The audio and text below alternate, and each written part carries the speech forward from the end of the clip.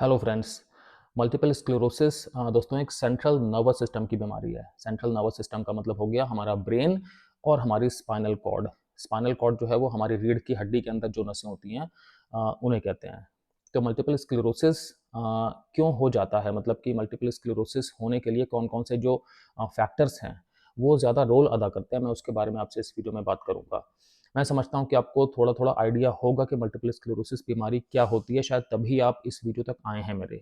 लेकिन फिर भी जो लोग बिल्कुल नए हैं, जिन्हें बिल्कुल आइडिया नहीं है, मैं उनको शॉर्ट में बताना चाहता हूँ कि मल्टीपल स्क्लेरोसिस की बीमारी होती क्या है। ये जो हमारा सेंट्रल नर्वस सिस्टम है ना, ये बहुत सारी नर्व सेल से मिलके बना होता है। अब नर्व सेल का मतलब हो गया कि जो नर्व की कोशिका है, इसके 2 पार्ट्स होते हैं मेनली। एक तो होता है सेल बॉडी और दूसरा होता है नर्व फाइबर। तो जो नर्व फाइबर है ना, वो एक तरह से लंबा रेशेनुमा स्ट्रक्चर होता है और उसके चारों तरफ एक प्रोटेक्टिव कोटिंग होती है जिसका नाम होता है माइलिन। तो ये जो माइलिन नाम की प्रोटेक्टिव कोटिंग है नर्व फाइबर के चारों तरफ, मल्टीपल स्क्लेरोसिस नाम की बीमारी में क्या हो रहा है कि जो हमारी बॉडी की इम्यून सिस्टम की सेल्स है ना, वो इस कोटिंग को डैमेज कर रही हैं, इसको डिस्ट्रॉय कर रही हैं। अब नर्व फाइबर्स का काम क्या होता है कि ब्रेन का काम तो एक तरह से कंट्रोल करना होता है ना, कमांड करना होता है। तो ब्रेन इन नर्व सेल से मिलकर बना होता है। तो नर्व फाइबर क्या करते हैं कि जो भी इंफॉर्मेशन है ना, उसे पास करते हैं करंट के फॉर्म पे और पास करके दूसरे नर्व फाइबर्स तक भेजते हैं या दूसरी नर्व सेल्स तक भेजते हैं या अंगों तक भेजते हैं। तो आप समझिएगा कि अगर ये जो नर्व फाइबर्स हैं, अगर इनके चारों तरफ की जो इंसुलेशन है, जो कोटिंग है, अगर वो डैमेज हो रही है तो फिर ठीक से इन्फॉर्मेशन वाली जो करंट है वो पास ऑन नहीं हो पाएगी। तो बॉडी के बहुत सारे अंगों को ठीक से नहीं पता लग पाएगा कि अब क्या करना है, और जो एक तरह से कमांड सेंटर होता है, जो कमांड कंट्रोल होता है ना, वो ठीक से बॉडी का अब नहीं काम कर रहा है।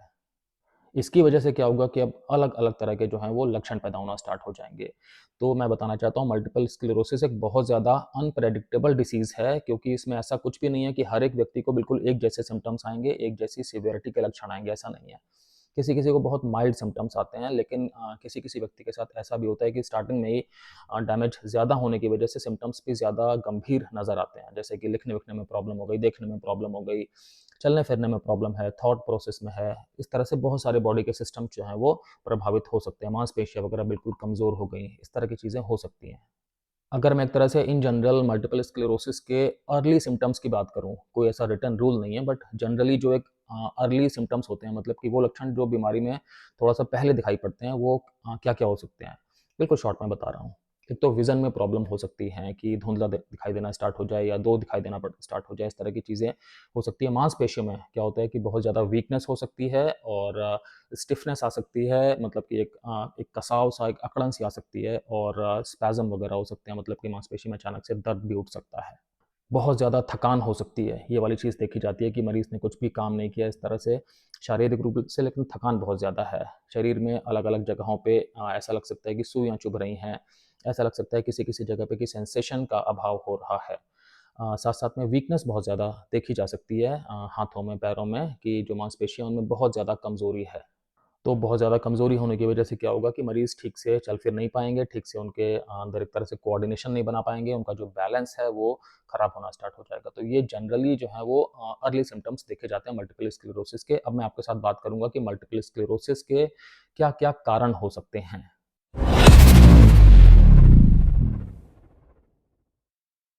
दोस्तों, मैं हूं doctor Kamal Singh, x armed forces medical college, x Fortis hospital, x a lot of corporate hospitals. दोस्तों, मुझे 20 साल से भी ज़्यादा का क्लिनिकल एक्सपीरियंस है और मैंने critical care medicine, internal medicine, emergency medicine और फैमिली मेडिसिन में बहुत सारी प्रैक्टिस की है।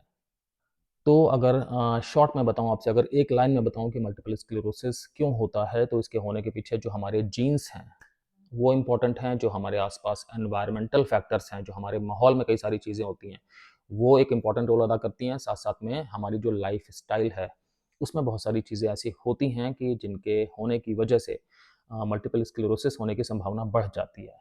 तो मतलब कि आपस में एक कॉम्बिनेशन होता है कि जो हमारे जीन्स हैं, जो हमारे एनवायरमेंटल फैक्टर हैं और जो लाइफ़स्टाइल के फैक्टर्स हैं, ये आपस में मिल करके इस बीमारी को जन्म दे सकते हैं। तो मैं एक-एक करके बात करूँगा आपसे, ताकि आपको ठीक से समझ में आ पाए कि एग्ज़ैक्टली कौन-कौन सी चीज़ें किस तरह से प्रभावित कर रही हैं हमारे शरीर को कि मल्टीपल स्क्लेरोसिस होने की संभावना ज़्यादा बढ़ रही है।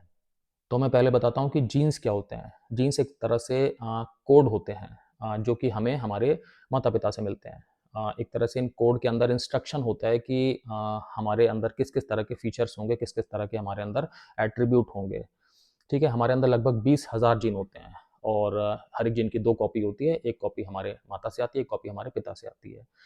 तो मल्टीपल स्क्लेरोसिस होने के पीछे कोई एक जीन पूरी तरह से रिस्पॉन्सिबल है ऐसा नहीं है। लेकिन हाँ, कुछ एक जीन्स ऐसे होते हैं जिनके होने की वजह से मल्टीपल स्क्लेरोसिस होने की संभावना बढ़ जाती है। लगभग 200 जीन इस तरह के पाए गए हैं जिनके होने की वजह से चांसेस बढ़ सकते हैं कि मल्टीपल स्क्लेरोसिस पेशेंट में डेवलप हो सकता है। ज़रूरी नहीं कि सारे के सारे 200 जीन ही प्रेज़ेंट हों, इनमें से कुछ जीन्स भी अगर प्रेज़ेंट हैं, तब भी चांसेस बढ़ जाते हैं। तो अगर किसी व्यक्ति में इस तरह के जीन्स हैं मल्टीपल स्क्लेरोसिस होने वाले, तो फिर ये भी इम्पोर्टेंट हो जाता है कि फिर एनवायरमेंटल फैक्टर भी उस तरह के होने चाहिए जो कि इस बीमारी को एक तरह से जन्म देने में हेल्प करते हैं, या कि लाइफस्टाइल फैक्टर्स इस तरह के होने चाहिए जो कि इस बीमारी को जन्म देने में हेल्प करते हैं। अगर मैं डेटा की बात करूँ तो लगभग 1.5% चांस होता है किसी बच्चे में मल्टीपल स्क्लेरोसिस होने का, अगर उसके माता या पिता में से किसी एक को मल्टीपल स्क्लेरोसिस है। तो इसका मतलब कि अगर मैं ये बताऊँ कि लगभग अगर 67 माता-पिता हैं, जिनको कि मल्टीपल स्क्लेरोसिस है हर एक को, तो उन 67 में से एक का बच्चा ऐसा होगा कि जिसे मल्टीपल स्क्लेरोसिस वाली बीमारी हो रही है। और अगर किसी के भाई या बहन में किसी को मल्टीपल स्क्लेरोसिस है, तो लगभग आप समझिए 2.7% चांस होते हैं कि मल्टीपल स्क्लेरोसिस इस व्यक्ति को हो जाएगा। मतलब कि आप ये समझिए कि अगर 37 लोग ऐसे हैं अलग-अलग फैमिलीज़ के कि जिनको मल्टीपल स्क्लेरोसिस है, तो उन 37 लोगों में से सिर्फ़ एक के भाई या बहन को मल्टीपल स्क्लेरोसिस होने के चांसेस रहेंगे। तो हम देख पा रहे हैं कि यहाँ पे जेनेटिक लिंक तो है, लेकिन वो इतना ज़्यादा स्ट्रॉन्ग नहीं है। बीमारी के होने के लिए और भी फैक्टर्स का साथ में कंट्रीब्यूट करना, साथ में होना ज़रूरी है।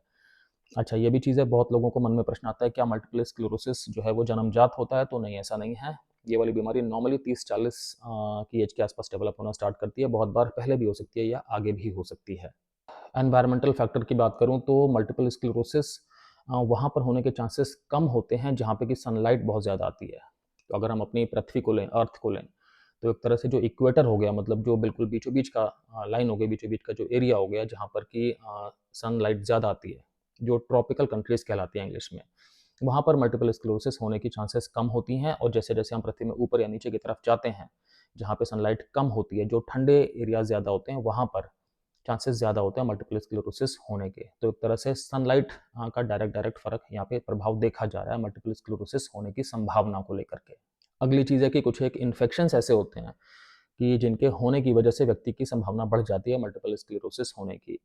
तो एक वायरस होता है जिसका नाम होता है एप्स्टीन बार वायरस। बहुत ज़्यादा कॉमन वायरस है और आप समझिए कि लगभग विश्व के 90-95% लोग ऑलरेडी इस वायरस से अफेक्टेड होते हैं।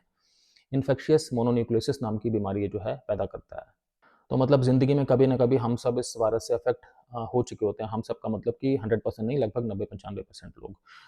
तो आप ये समझिए कि जो 5% लोग हैं, जो कभी इससे अफ़ेक्ट नहीं हुए, उनके चांसेस बहुत कम होते हैं मल्टीपल स्क्लेरोसिस डेवलप होने के। ये भी जानना इम्पोर्टेंट है कि जिन लोगों को बचपन में एप्स्टीन बार वायरस का इन्फेक्शन हुआ है, उनको मल्टीपल स्क्लेरोसिस होने के चांसेस कम होंगे, बजाय उनके जिन लोगों को किशोरावस्था में या कि और बड़े मतलब कि एडल्ट एज में एप्स्टीन बार वायरस का इन्फेक्शन हुआ है। तो जितनी जल्दी किसी को इन्फेक्शन हो गया, उसके चांसेस उतना कम हो जाएँगे मल्टीपल स्क्लेरोसिस डेवलप होने के। पर ये भी आप ध्यान रखिएगा कि चूँकि मैंने बोला कि हमारी पॉपुलेशन में ज़्यादातर लोग इस वायरस से इन्फेक्ट होते हैं, तो मल्टीपल स्क्लेरोसिस सबको तो नहीं हो जाता ना, तो ये सिर्फ़ एक मैं आपको लिंक बता रहा हूँ। इसका मतलब ये नहीं है कि अगर किसी को एप्स्टीन बार वायरस का इन्फेक्शन हो गया है, तो आप चिंता करना शुरू कर दें कि इसको अब मल्टीपल स्क्लेरोसिस भी हो जाएगा, ऐसा नहीं है। अगली चीज़ है विटामिन डी। तो विटामिन डी का एक डायरेक्टली लिंक देखा गया है मल्टीपल स्क्लेरोसिस बीमारी से। तो रिसर्चर्स ने पाया 2015 में भी एक बिल्कुल डायरेक्ट लिंक एस्टैब्लिश हुआ कि जिन लोगों में विटामिन डी की कमी है, उनमें चांसेस ज़्यादा होते हैं मल्टीपल स्क्लेरोसिस डेवलप होने के। अब इसका हम वहाँ पे भी एक लिंक देख पा रहे हैं ना कि जिन कंट्रीज़ में सनलाइट ज़्यादा आती है, तो वहाँ पर मल्टीपल स्क्लेरोसिस होने के चांसेस कम होते हैं। और हम जानते हैं कि विटामिन डी को बनने के लिए बॉडी में सनलाइट की ज़रूरत होती है। तो विटामिन डी की मात्रा जो है वो बॉडी में हमेशा नॉर्मल होनी चाहिए। उससे क्या होगा कि मल्टीपल स्क्लेरोसिस होने के चांसेस कम होंगे। जिन लोगों में विटामिन डी की कमी है, उनके अंदर चांसेस ज़्यादा हो जाएँगे। विटामिन डी के हमारी बॉडी में बहुत सारे रोल होते हैं। विटामिन डी की मदद से बहुत सारे पोषक तत्वों को हमारी बॉडी एब्ज़ॉर्ब करती है, जैसे कि कैल्शियम। और विटामिन डी का रोल तो मतलब कई सारे होते हैं। इसके इम्यून सिस्टम में भी इसका बहुत इंपॉर्टेंट रोल है। और हम ये समझते हैं कि मल्टीपल स्क्लेरोसिस एक इम्यून सिस्टम की बीमारी है, क्योंकि इसमें क्या हो रहा है कि हमारी बॉडी की इम्यून सेल्स ही एक तरह से टारगेट कर रही हैं हमारी नर्व फाइबर्स के चारों तरफ जो प्रोटेक्टिव कवरिंग है उसको। तो ये जो टारगेट कर रही हैं, इसके पीछे कोई रीज़न थोड़ी ना है। इम्यून सिस्टम की सेल्स एक तरह से मिसडायरेक्ट हो गई हैं। तो मतलब इम्यून सिस्टम का रोल तो है ही ना मल्टीपल स्क्लेरोसिस नाम की बीमारी में, और विटामिन डी अपने आप में इम्यून सिस्टम के ठीक से चलने के लिए बहुत इंपॉर्टेंट होता है। तो जिन लोगों में विटामिन डी की कमी होती है, देखा गया है कि उनमें इस बीमारी के होने के चांसेस ज़्यादा होते हैं। रिसर्च में ये भी पाया जाता है कि अगर चाइल्डहुड में बच्चों के अंदर अगर विटामिन डी की कमी है, तो फिर आगे चल कर के उन लोगों में चांसेस बढ़ जाएंगे ये वाली बीमारी होने के।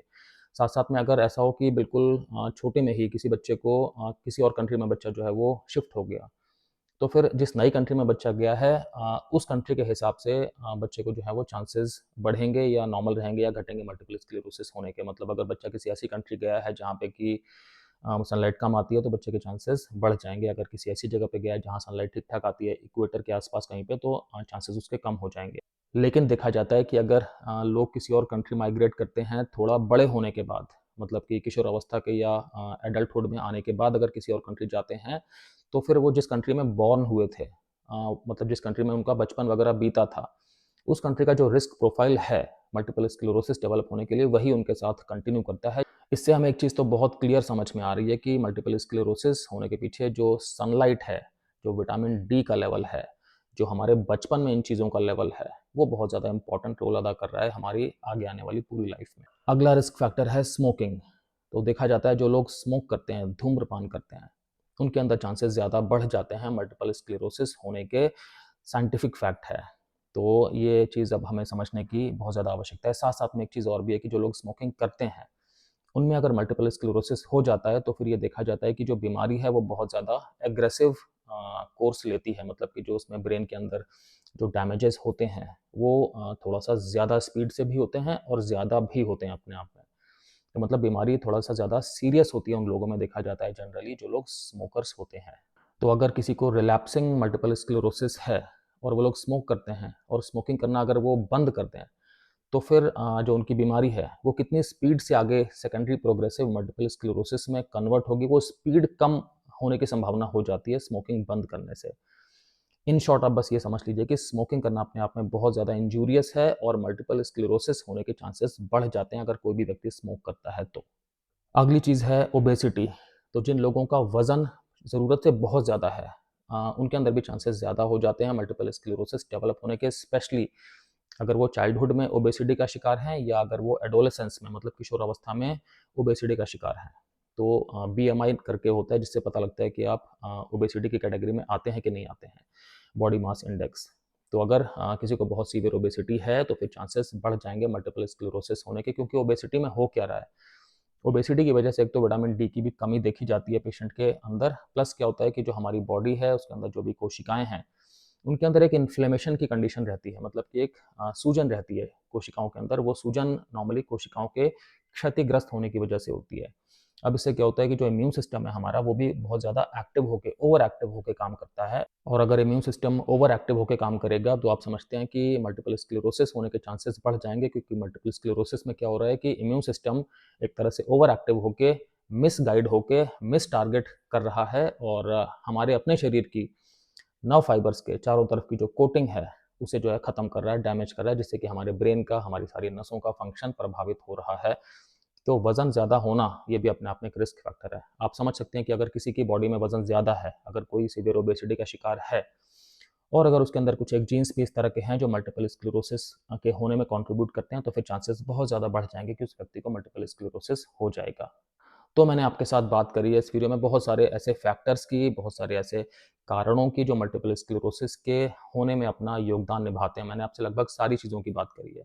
जीन्स की बात करी है, जो एनवायरमेंटल फैक्टर हैं, sunshine, vitamin D, obesity, smoking, हर चीज़ को मैंने कवर किया है। तो बस इतना ही है इसमें कि अभी रिसर्च वगैरह और बहुत हो रही है। अगर और कुछ फैक्टर्स पता लगेंगे, तो फिर हो सकता है कि उससे बीमारी को जल्दी पकड़ने में या बीमारी से प्रिवेंशन में अच्छी-अच्छी सी स्ट्रैटेजीज़ बनाई जा सकें, और कई सारे लोग जो हैं वो बच सकें इस बीमारी से। मल्टीपल स्क्लेरोसिस अपने आप में एक परेशान करने वाली बीमारी होती है। पेशेंट को तो प्रॉब्लम होती है, साथ-साथ में जो भी उनके केयर गिवर्स होते हैं, जो फैमिली होती है ना, वो भी अपने आप में बहुत अफ़ेक्ट होती है, क्योंकि एक तरह से लाइफ़स्टाइल को ही प्रभावित कर देती है ये वाली बीमारी। तो बहुत इम्पोर्टेंट है हमें ठीक से पता होना कि बीमारी क्या है, बीमारी होने के कारण क्या हैं, बीमारी किस तरह से बिहेव करती है। मैंने अभी सोचा है कि मैं आगे इस टॉपिक पे, मल्टीपल स्क्लेरोसिस पे और भी वीडियोज़ बनाऊँगा, जिससे कि लोगों को और भी ज़्यादा साइंटिफिकली बिल्कुल एक्यूरेट, क्लियर इन्फॉर्मेशन पता लगे और उन्हें समझ में आए कि क्या चीज़ है, किस तरह से इसका इलाज होता है, किस तरह से इसकी रोकथाम होती है, क्या होती है ये वाली बीमारी। Thank you so much.